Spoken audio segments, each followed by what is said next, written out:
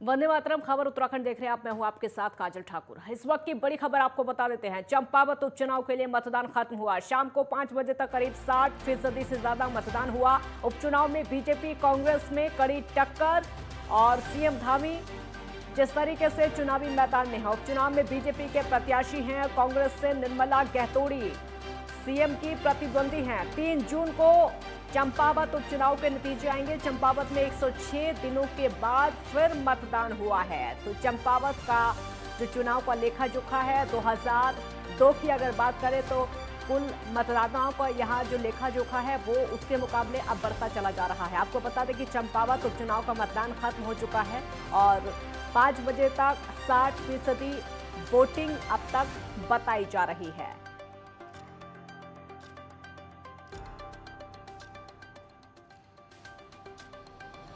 चंपावत में उपचुनाव का लेखा जोखा जिस तरीके का सामने आया है, मतदानों की कुल संख्या आपको बता देते हैं और मतदान प्रतिशत भी आपको एक एक करके बता देते हैं। साल 2000 चाहे 12 की बात हो या फिर 2017 की बात हो, ये लगातार बढ़ता चला जा रहा है। अगर 2012 की अगर बात करें तो हम यहाँ पर 76,385 और मतदान केंद्र 58,187, मतदान प्रतिशत 76.17।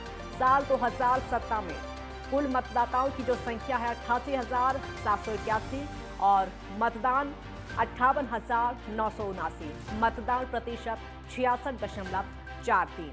साल 2022 की अगर बात करें तो मतदाता यहाँ पर 96,016 और मतदान यहाँ पर 63,370, मत प्रतिशत 65.99%।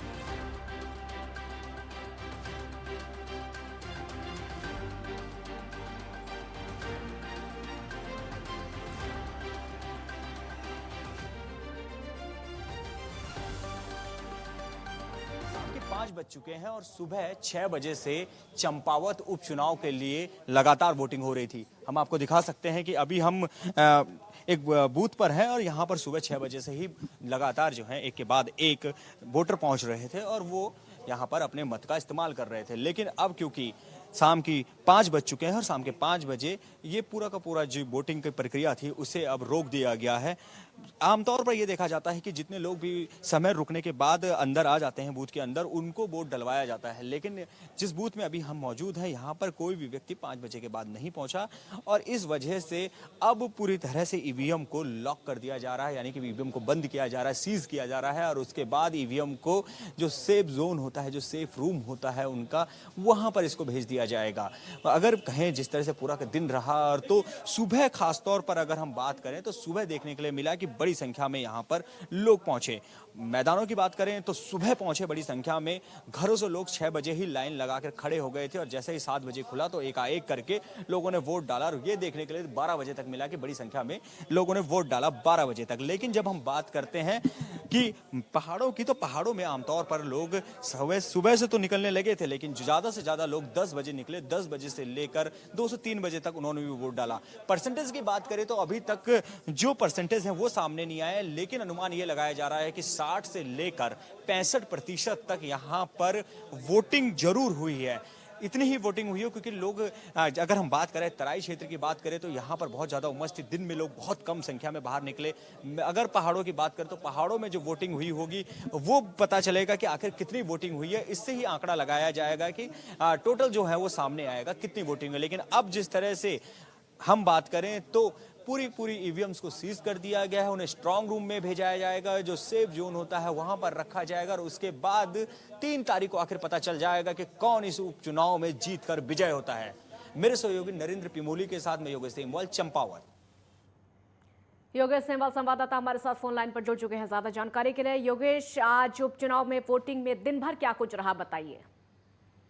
जी बिल्कुल, अगर बात करें आज हम किस तरह का पूरा दिन रहा, क्योंकि उपचुनाव था और खुद मुख्यमंत्री पुष्कर सिंह धामी का उपचुनाव था तो इसलिए उत्साह भी बहुत ज्यादा था। सुबह बहुत लंबी लाइनें देखने के लिए मिली। जिस तरह से लगातार हम अपने दर्शकों को दिखा भी रहे थे कि लंबी लंबी लाइनें लगी थी। फिर चाहे महिलाओं की बात करें, युवाओं की बात करें या फिर हम बुजुर्गों की बात करें, सभी अपने घरों से निकले और सुबह उन्होंने वोट डाले। वोट जब, क्योंकि गर्मियों का दिन है और बहुत ज्यादा उमस भरे यहाँ पर दिन भी हैं, तो दिन भर में अगर बात करें हम तो सुबह के 12 बजे तक ठीक ठाक वोटिंग हुई है। परसेंटेज उस समय बहुत अच्छा चल रहा था, लेकिन शाम होते होते ये परसेंटेज जो है वो थोड़ा कम हो गया। अभी तक पूरे के पूरे अगर बात करें कि आंकड़े सामने नहीं आए हैं। चुनाव जो विभाग है, चुनाव जो आयोग है, वो पूरा का पूरा इसको आंकड़े को अभी निकालेगा कि कितने जो है यहाँ पर चुनाव में प्रक्रिया में पूरे दौरान जो यहाँ पर लोग पहुंचे, कितने लोगों ने जो है भाग लिया, ये सब जो है अभी पता चल जाएगा। सामने में थोड़ी देर बाद आ जाएगा, लेकिन अभी तक ये सामने नहीं आया। लेकिन उम्मीद ये लगाई जा रही है कि 60 से लेकर 65% ही इस बार रहा है। अगर देखा जाए तो उत्साहित तो थे लोग, लगातार कह रहे थे कि हमें मुख्यमंत्री पुष्कर सिंह धामी, क्योंकि हमारे यहाँ से वो पहले ही मुख्यमंत्री है और अब हमारा ये एक बहुत बड़ी बात है कि हम एक मुख्यमंत्री को ही अपना विधायक चुने। तो लोग सुबह से ही इस बात को लेकर चर्चाएं कर रहे थे, और जब चर्चाएं इस बात को लेकर होती है तो अंदर वोट क्या हो रहा है इस पर थोड़ी बहुत हम जो है आकलन कर सकते हैं कि वोट व्यक्ति क्या डाल रहा है। लेकिन इतना जरूर है कि कांग्रेस की अगर बात करें तो स्थिति यहाँ पर खासतौर पर अगर हम बात करें टनकपुर और जो ये बनबसा है, इस क्षेत्र की हम बात करें तो हम सुबह से इनके बूथों में बहुत ज्यादा गए, तो यहाँ पर कांग्रेस की स्थिति बिल्कुल भी यहाँ पर सामान्य नहीं दिखी। स्थिति ये थी कि कई जगह तो उनके एजेंट ही नहीं थे, कि कई बूथों पर एजेंट नहीं थे, कि जो व्यक्तियों एजेंट के तौर पर रहते हैं, जो लोगों को लेकर आते हैं, वो तक नहीं नजर आए। बस्ते उठाने वाले नहीं थे, झंडे कहीं नजर नहीं आ रहे थे, यानी कि चुनाव एक तरफा सा नजर आ रहा था। अगर हम मैदानी क्षेत्र की हम बात करें तो एक तरफा सा चुनाव पूरे दिन नजर आया। ऐसा लग रहा था जो लोग भी घर से निकल रहे थे वो सिर्फ मुख्यमंत्री को वोट देने के लिए निकल रहे हैं, ना कि वो विपक्ष में किसी को वोट देने के लिए निकल रहे थे। सिर्फ और सिर्फ जैसे उनसे पूछा जा रहा था तो उनका सीधा कहना था कि हम विकास के लिए वोट दे रहे हैं, और क्योंकि मुख्यमंत्री है तो मुख्यमंत्री हमारा विधायक होना चाहिए। इस चीज को लेकर पूरा का पूरा दिन इसी चीज से नजर आया। बमुश्किल से कोई व्यक्ति ऐसा रहा जिसने ये कहा होगा कि हाँ हम इस समय कांग्रेस को वोट दे रहे हैं, ऐसा कोई भी नजर नहीं आया। पूरा दिन इसी तरह से रहा। अब क्योंकि हो चुके हैं, लॉक हो चुकी है, किस्मत में क्या कुछ रहेगा वो 3 तारीख को पता चल जाएगा। लेकिन सब कुछ अब लॉक हो चुका है, वो अगर कहें तो स्ट्रांग रूम में जा चुका है, और स्ट्रांग रूम के बाद 3 तारीख को फाइनल हो जाएगा कि आखिर कौन जीत कर आ रहा है। योगेश, जैसा कि आप भी बता रहे हैं कि एक तरीके से कुछ सीटों पर एक तरफा मतदान ही देखने को मिला, तो कुल मिलाकर ये कहा जा सकता है कि जैसा कि मुख्यमंत्री जब प्रचार करने के लिए पहुंचते थे, चंपावत के कई गांव में पहुंचे थे, तो मुख्यमंत्री खुद कहते थे कि लोग उनसे बोलते हैं कि हम अपना विधायक नहीं बल्कि मुख्यमंत्री चुनने के लिए जा रहे हैं, तो वो आज देखने को मिला है। बिल्कुल बिल्कुल वो देखने के लिए मिला। हाँ। शायद जब हम बात करें कि चुनाव होते हैं, अगर उपचुनाव होते हैं, आमतौर पर कोई भी मुख्यमंत्री उपचुनाव नहीं हारता, क्योंकि सबको पता है कि ये मुख्यमंत्री है और अगर इन्हें हराए तो हमारा सबसे बड़ा नुकसान हो जाएगा। क्योंकि अगर जीत के उन्होंने मुख्यमंत्री ही रहना है, ये बात हर व्यक्ति जानता है, इस व्यक्ति इसी बात को लेकर आगे बढ़ता है। इसलिए कहें तो उन्होंने यहाँ पर भी वही चीज रहा कि मुख्यमंत्री, लेकिन सबसे बड़ी बात है परसेंटेज, कितने परसेंट से जीतेंगे। मुख्यमंत्री लगातार कहते रहे कि मैं 90 से 95% से जीतना है, मैंने जीतना चाहता हूं, आप लोग बाहर निकलिए, ज्यादा से ज्यादा हमें वोट दीजिए। अब यही देखना होगा कि कितने प्रतिशत में वोट पड़ते हैं, और पिछले साल की तुलना में इस साल कितने वोट पड़ते हैं और उसमें मुख्यमंत्री को कितने मिलते हैं। और साथ ही अगर कहें कि उनको छोड़कर 3 कैंडिडेट और हैं, उन तीनों को किस तरह के वोट मिलते हैं, ये देखने वाली बात होगी। लेकिन इतना जरूर है कि फिलहाल अगर हम कहें तो मुख्यमंत्री अन्य अपने कैंडिडेटों से बहुत आगे इसमें नजर आ रहे हैं। बहुत शुक्रिया योगेश, आपका इस पूरी जानकारी के लिए बहुत बहुत शुक्रिया। तो कुल मिलाकर मतदान आज बहुत शांतिपूर्वक तरीके से भी रहा। तो वहीं उत्तराखंड से रिक्त होने जा रही राज्यसभा की एक सीट के लिए उपचुनाव के लिए बीजेपी प्रत्याशी डॉक्टर कल्पना सैनी ने नामांकन पत्र दाखिल कर दिया है। विधानसभा में बीजेपी के पास 2/3 बहुमत होने के चलते कल्पना सैनी की जीत तय मानी जा रही है। बीते दिवस ही बीजेपी ने राज्य पिछड़ा वर्ग आयोग के अध्यक्ष डॉक्टर कल्पना सैनी को राज्यसभा चुनाव के लिए प्रत्याशी घोषित किया था। डॉक्टर कल्पना सैनी ने मंगलवार को नामांकन पत्र दाखिल किया। इस दौरान मुख्यमंत्री पुष्कर सिंह धामी, बीजेपी के प्रदेश प्रभारी दुष्यंत गौतम, प्रदेश अध्यक्ष मदन कौशिक, पूर्व मुख्यमंत्री डॉक्टर रमेश पोखरियाल निशंक, कैबिनेट मंत्री सुबोध उनियाल, प्रेमचंद अग्रवाल, धन सिंह रावत, राज्यसभा सदस्य नरेश बंसल समेत अन्य बीजेपी नेता मौजूद रहे। विपक्ष की ओर से कोई नामांकन नहीं कराया गया। वैसे भी बीजेपी के पास विधानसभा में 2/3 बहुमत है। ऐसे में बीजेपी प्रत्याशी डॉक्टर सैनी का निर्विरोध निर्वाचन तय है। 1 जून को नामांकन पत्रों की जांच होगी और 3 जून को नाम वापस लेने की आखिरी तारीख है। निर्वाचन की औपचारिक घोषणा 10 जून को होगी। बीजेपी प्रत्याशी डॉक्टर सैनी पिछड़ा वर्ग से आती हैं और वर्तमान में राज्य पिछड़ा वर्ग आयोग के अध्यक्ष हैं।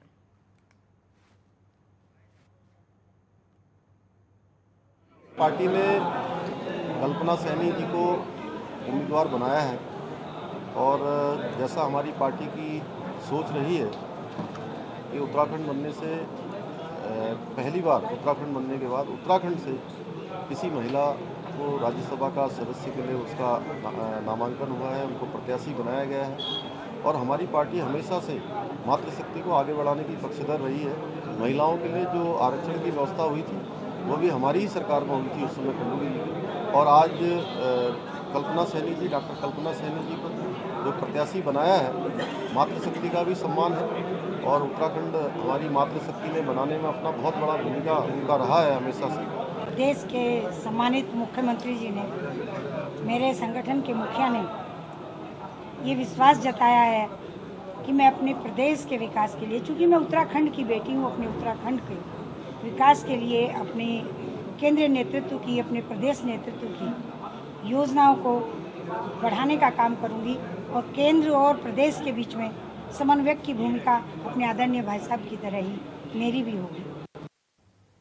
प्रधानमंत्री नरेंद्र मोदी ने शिमला में गरीब कल्याण सम्मेलन में प्रतिभाग किया। उन्होंने कई राज्यों के लाभार्थियों से वर्चुअल संवाद किया है, जो कि सरकार की कई योजनाओं से लाभान्वित हुए हैं। इस अवसर पर प्रधानमंत्री ने किसान सम्मान निधि के तहत 10 करोड़ से ज्यादा किसानों को 21,000 करोड़ से भी ज्यादा की 11वीं किस्त डिजिटल हस्तांतरण की। देश के 1500 से ज्यादा स्थान के लोग वहां पर वर्चुअली जुड़े हैं। और प्रधानमंत्री किसान सम्मान निधि के तहत उत्तराखंड के 8,89,695 किसानों को 177.94 करोड़ की धनराशि हस्तांतरित की गई है। मुख्यमंत्री पुष्कर सिंह धामी कार्यक्रम में पंतनगर से वर्चुअली माध्यम से जुड़े थे। उन्होंने कहा कि प्रधानमंत्री नरेंद्र मोदी के नेतृत्व में नई कार्य संस्कृति, कार्य व्यवहार लागू हुआ है। उत्तराखंड में गरीब कल्याण सम्मेलन का मुख्य आयोजन मुख्यमंत्री आवास स्थित मुख्य सेवक सदन में किया गया। कैबिनेट मंत्री प्रेमचंद अग्रवाल ने बतौर मुख्य अतिथि वहां पर राज्य स्तरीय सम्मेलन का शुभारंभ किया। इस अवसर पर उन्होंने कई योजनाओं के तहत 31 लाभार्थियों को सम्मानित किया। लाभार्थियों ने इन योजनाओं से हुए लाभ के बारे में अपने विचार साझा किए। और इस अवसर पर कैबिनेट मंत्री प्रेमचंद अग्रवाल ने कई विभागों द्वारा लगाए गए स्टॉल का निरीक्षण किया।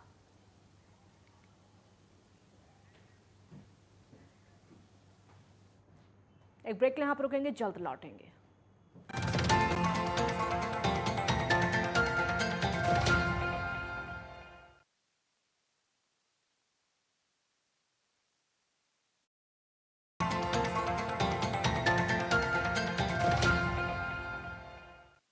ब्रेक के बाद एक बार फिर स्वागत है आपका। प्रधानमंत्री जन कल्याण योजना के लाभार्थियों के साथ प्रधानमंत्री नरेंद्र मोदी ने संवाद किया। आजादी का अमृत महोत्सव के तहत आयोजित गरीब कल्याण सम्मेलन के माध्यम से संवाद किया गया। बेल के कन्वेंशन हॉल में हरिद्वार के सांसद और पूर्व केंद्रीय मंत्री डॉक्टर रमेश पोखरियाल निशंक की अध्यक्षता में संपन्न हुआ। वर्चुअली हिमाचल प्रदेश के शिमला से हुए गरीब कल्याण सम्मेलन में प्रधानमंत्री नरेंद्र मोदी ने प्रधानमंत्री किसान सम्मान निधि की 11वीं किस्त आज जारी की गई। और कार्यक्रम में करीब 1200 लाभार्थियों के अलावा हरिद्वार के सांसद और जनप्रतिनिधि मौजूद रहे।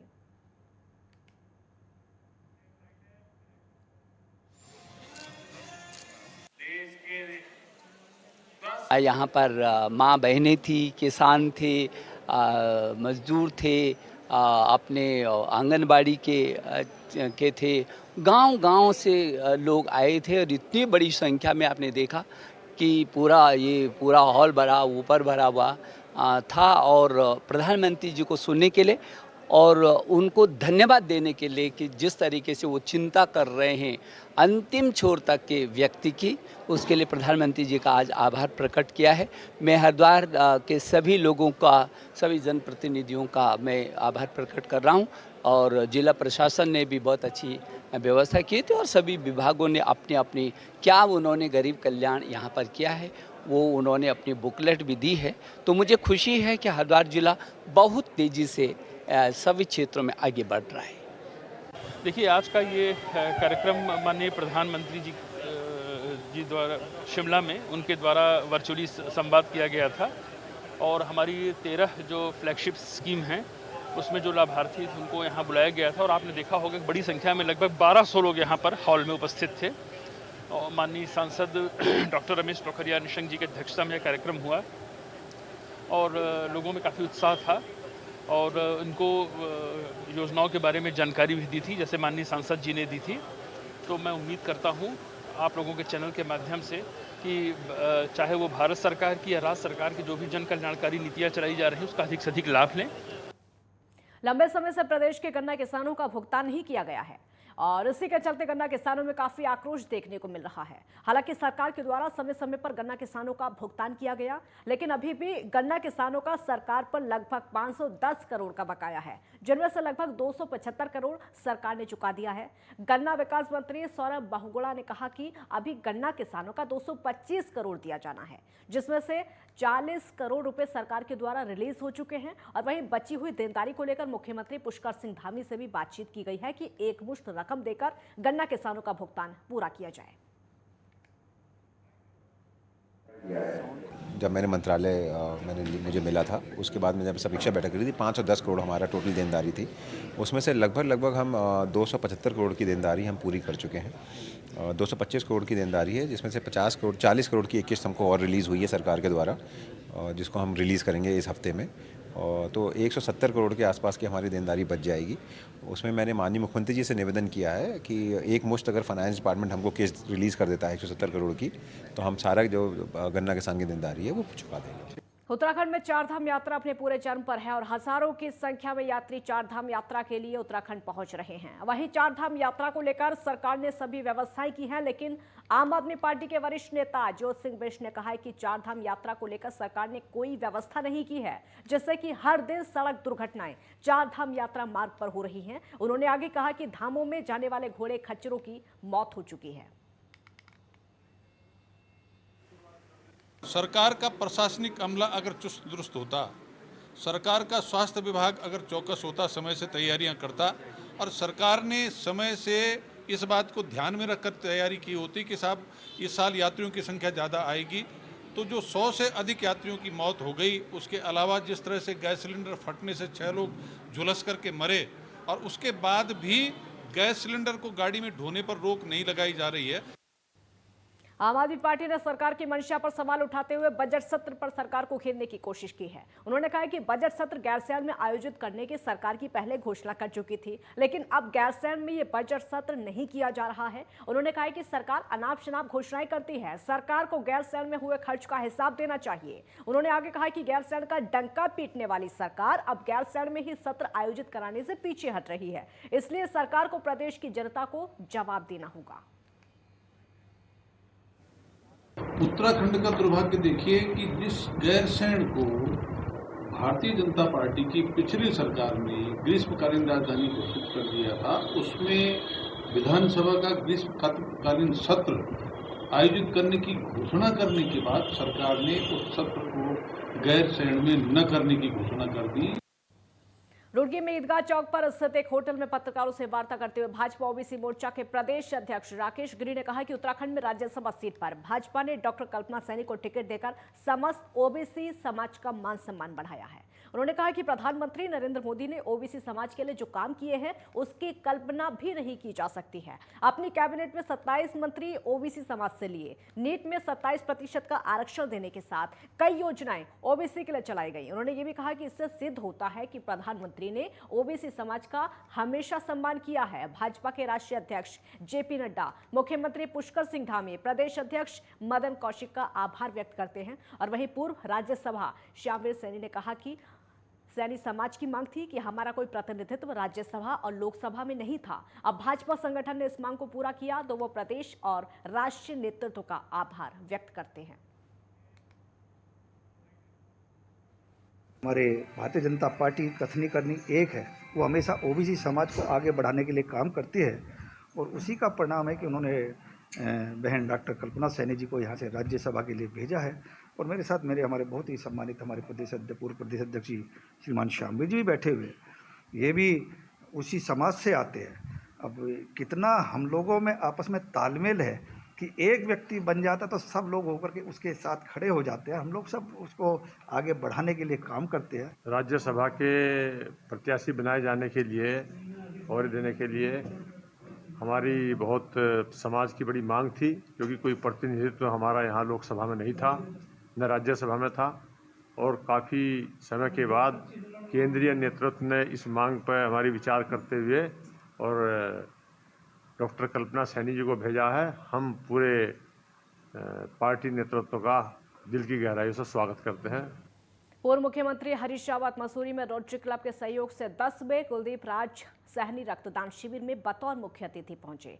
उन्होंने रक्तदाताओं को शुभकामनाएं देते हुए कहा कि रक्तदान करना सबसे बड़ा दान है। वहीं पत्रकारों से वार्ता करते हुए कहा कि चंपावत उपचुनाव कांग्रेस भारी मतों से जीतने जा रही है।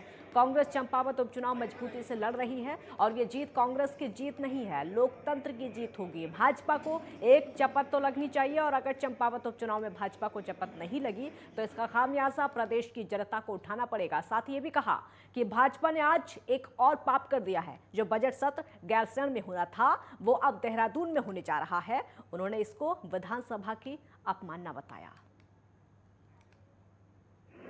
हम जीतेंगे और मजबूती से लड़ रहे। ये सवाल कांग्रेस की जीत का नहीं है, लोकतंत्र की जीत का है। भाजपा को एक शपथ तो लगनी चाहिए, यदि नहीं लगेगी तो राज्य की जनता को उसका नुकसान उठाना पड़ेगा। और देखिए आज कितना बड़ा पाप कर दिया उन्होंने। गैरसैंण में सत्र होना था और गैरसैंण में अब सत्र नहीं होगा, बजट सत्र नहीं होगा और एक प्रकार से विधानसभा की अवमानना हुई है।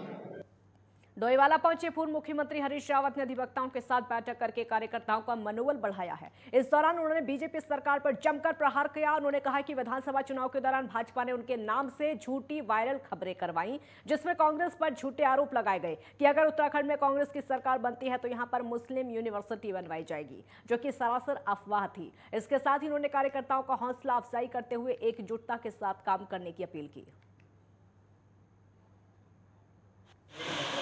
नहीं है कि मैं लड़ूं, इस समय महत्वपूर्ण ये है कि मैं जहाँ से भी कोई कांग्रेस का व्यक्ति लड़े उसको जिताने के लिए काम करूं। जो गलती विधानसभा के चुनाव के वक्त में होगी उसको मैं लोकसभा के वक्त में चाहूँगा कि वो न दोहराए। जोशीमठ में काकभुजंडी पर्वत लेक से 5 ट्रैकर्स को रेस्क्यू किया गया है और ये सभी जो ट्रैकर्स हैं वो हरियाणा के गुरुग्राम के रहने वाले हैं। इन सभी का डेक्कन हेली से रेस्क्यू किया गया। इनके फंसे होने की सूचना बद्रीनाथ केदारनाथ मंदिर समिति के उपाध्यक्ष किशोर पवार को मिली थी।